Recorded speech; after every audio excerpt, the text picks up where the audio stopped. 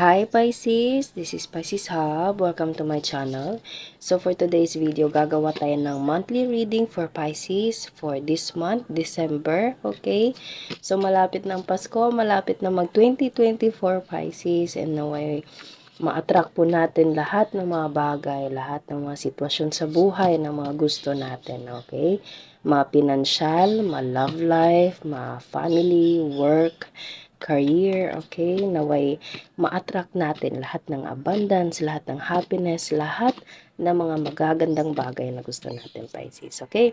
So, ngayon, gagamitin natin itong tarot cards para alamin natin kung ano yung mga posibleng mangyari, gabay, mensahe ng tarot cards for Pisces for the month of December. Okay? So, reminder lang po Pisces na ito ay general reading po. So, pwede pong mag-resonate sa'yo. Pwede pong hindi, okay? And ang mga energies na lalabas dito, yung mga tao na pwedeng konektado sa reading natin ay, uh, welcome po ang lahat ng gender. So, babae, lalaki, LGBT man yung nanonood, yung mga taong dinidil nyo po, and yung mga energies na lumabas dito, take nyo lang kung mag-resonate. Pag hindi, wag pong ipilit, okay? So, ano po ang message po for Pisces for the month of December?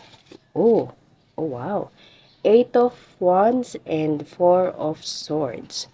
Okay, so there's a message, Pisces. There's a message about someone na or about something na pinangarap mo, hinihiling mo, matagal mo tong hinintay na klaseng mensahe, Pisces. And sa nararamdaman ko, pwedeng ito ay galing sa malayong lugar. Okay? Kasi meron parang bahay dito and dadaan siya sa body of water. Pwedeng ito ay sa kabilang lugar sa Pilipinas or sa ibang bansa, okay, basta, or pwede din namang sa malapit lang, pero merong tubig na dadaanan mo. Okay, so there's a distance and pwedeng ito ay mensahe na matagal mong hinihintay. Pwedeng ito ay trabaho na hinihintay mo kung ano yung update, kung pasado ba o hindi, okay? Or pwedeng meron ka mga test, mga invitations, taong minamahal mo na merong something na mensahe para sa'yo, okay? And ito yung parang matagal mong hinihintay na sasabihin niya or anything po na gusto mong matanggap. There's a message na darating for you, okay? So, pasensya na po Pisces kung ganito po yung boses ko po. Okay, medyo namamalat po ako ngayon, pero wag niyo na lang pong pansinin itong boses ko, okay? So, ano pa po ang message niyo po for Pisces? For the month of December. Ayun. Yes. Page of Pentacles. Meron kang matatanggap, Pisces. Pwedeng ito ay meron din connection sa trabaho, as I said kanina, or sa pera, okay? Or sa valuable things. Pwedeng ito ay something na konektado sa mensahe na to. Pwedeng meron ding package na darating sa'yo, Pisces, or pwedeng offer for work, for new job, okay? Or something na matatanggap mo. Pwedeng ito ay galing sa younger person or pwedeng ikaw yung mas bata. Okay? And there's a Four of Swords, Ace of Wands, Ace of Pentacles, and Six of Cups. Wow! Yes, Pisces, there's something na, again, pwede meron itong connection sa pera kasi nakikita nyo, meron tayo ditong Page of Pentacles and Ace of Pentacles. Merong nagbibigay sa'yo and merong tatanggap. Or pwedeng ikaw yung magbibigay and siya yung tatanggap kung sino man to. Okay? Kasi nakikita nyo, merong tao dito na naghihintay lang na iaabot ito sa kanya. Itong, kung ano man tong cup na nandito. Okay? Nakikita nyo, parang inaabot niya dito sa taong to. So, it's either you, Pisces, or someone na magbibigay sa'yo for something na emotional, trabaho, again, kasi nakikita nyo meron ditong Ace of Wands, and pwedeng merong career opportunity, job hiring, job offer, or occasion, salo-salo celebration, okay, or package, or something na pera na darating sa'yo, and sobra mo ito magagamit. Again, meron tayo ditong parang bahay, and meron na naman ditong parang ilog or dagat, okay? And sa nakikita nyo dito, mensahe pa lang to, pero darating siya and sobrang laki niya. Sobrang laki niya, sobrang mag-a-advantage ka nito, Pisces. Okay? And Ace of Pentacles.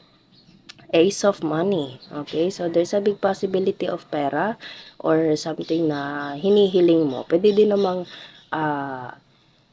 pwedeng sa nararamdaman ko, kung hindi man to pera, pwedeng there's something na galing sa mahal mo and meron siyang, alam mo yun, pwedeng mag-propose, okay, what pasensya na, mag-propose sa'yo, meron siyang ibibigay for this holiday season, okay, nakikita niyo, meron nagbibigay and meron nagtatanggap. It's either hinihintay mo to, Pisces, hinihintay mo, kumbaga, ine-expect mo na to or kung hindi naman, pwedeng darating siya sa araw na hindi mo inaakala. Okay? Biglaan. So, maganda itong darating for you. And again, meron na namang nagbibigay and meron na namang tumatanggap. Okay? Nakikita nyo, ito yung silang tatlo. Okay, so there's a cup and yung flower. And yung cup niya is merong flowers. So, pwede ito ay bouquet of flowers, Pisces, galing sa someone na merong distansya for the both of you. Okay, and sa nararamdaman ko, ito yung iaabot niya sa'yo. It's either physically or through package. Okay, and nakikita nyo ditong ulap na to, merong cup.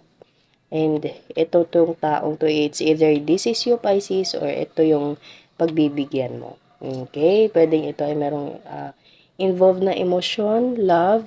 Kung hindi naman, pwede merong involved na pera. Okay? Or trabaho. Wow. So, ano pa po ang message po for Pisces? Two of Pentacles.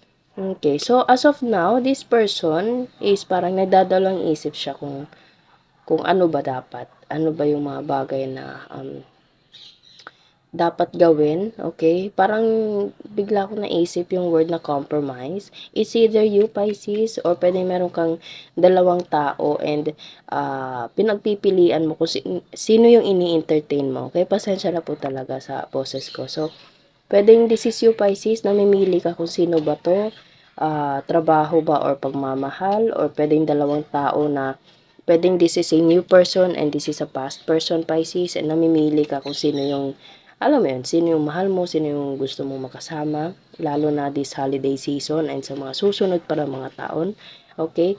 Or kung hindi naman, again, pwedeng ito ay trabaho, it's either this is a trabaho from other country, or pwede malapit lang sa'yo, okay, namimili ka kung ano yung gusto mo, kung ano yung parang mas matimbang. Okay? So, there's an opportunity, there's something na choices na dapat mong gawin, Pisces. Okay? So, bottom of the reading natin ngayon is there is something na, alam mo yun, meron darating and meron tatanggap. Ganun siya. Okay? And, yes, Eight of Pentacles. Again, pwede meron itong connection sa trabaho. Nakikita nyo, napaka-hardworking niya. Or, kung hindi naman, this person na magbibigay sa'yo, this person na minamahal mo, is nagtatabaho siya ng maigi para maibigay niya yung gusto mo o yung bagay na deserve mo. Okay? As I said kanina, pwedeng ito ay merong proposal, okay, or gift for this holiday season, and nagtatabaho siya ng maigi para mapag-ipunan niya yun, okay, or kung hindi naman, pwedeng ito ay trabaho na, alam mo yun, magagamit mo into something na makakapag-ipon ka ng maraming pera, okay, magiging, kumbaga, mag-a-upgrade yung financial stability mo, Pisces, through this kind of work, okay, so, wow, sobrang ganda yung reading natin ngayon. And kuha tayo ng mga initials sa mga taong involved po sa reading natin ngayon or mga random words na konektado for Pisces for this month of December. Okay. So, meron tayo dito, letter U, P, okay, so, P, U, Chinito, Chinita, mayaman. Okay. Photos. Oh, wow. So, Meron connection sa pictures, photos, kulot. Okay. It's either you, Pisces, or this person, car, friend. Yes, pwedeng kaibigan mo to. And matangkad.